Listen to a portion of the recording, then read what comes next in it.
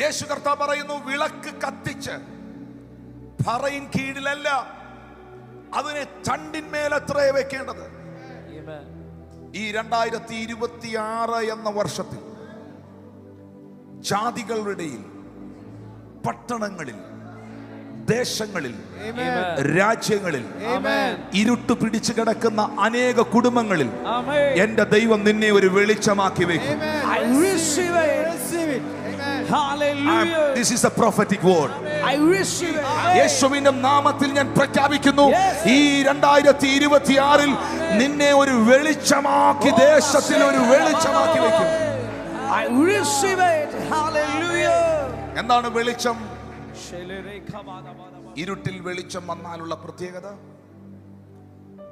ഇപ്പോൾ എല്ലാ വീട്ടിലും ഇൻവെർട്ടർ ഉണ്ട്, ജനറേറ്റർ ഉണ്ട്, സോളാർ ഉണ്ട്. പക്ഷേ ഞങ്ങൾക്കൊക്കെ ഓർമ്മയുള്ള, ഞങ്ങൾക്കൊക്കെ അറിയാവുന്ന ഒരു കാര്യമുണ്ട്.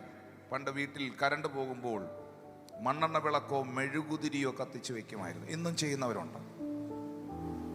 പണ്ട് ഗൾഫിൽ നിന്ന് കൊണ്ടുവരുന്ന ചെറിയ എമർജൻസി ലൈറ്റുകളുണ്ട്. അത് കണ്ടിട്ടില്ലേ? ഒരു ചുമന്ന കളർ ഒരു എമർജൻസി ലൈറ്റ്, അത് കത്തിച്ചു വെക്കും, 2 ട്യൂബുള്ള സാധനം.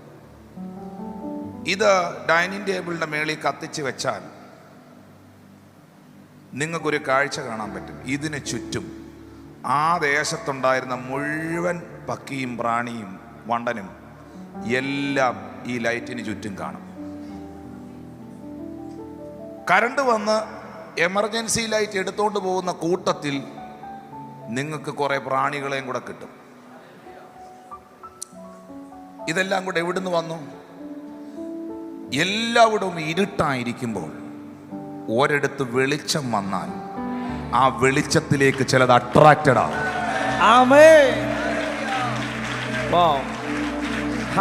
ഈ ഭാരതദേശത്ത്, ഈ ഇന്ത്യ എന്ന രാജ്യത്ത്, അല്ല ഞാൻ അവിടെ ഒതുക്കുന്നില്ല, ലോക രാജ്യങ്ങൾക്ക്, ദേശങ്ങൾക്ക്, കുടുംബങ്ങൾക്ക് ആത്മാക്കൾ നിന്നിലേക്ക് ഒഴുകി വരുവാൻ, ദേശങ്ങൾ നിന്നിലേക്ക് ഒഴുകി വരുവാൻ, ജാതികൾക്കും ദേശങ്ങൾക്കും നിന്നെ ഒരു വെളിച്ചമാക്കി.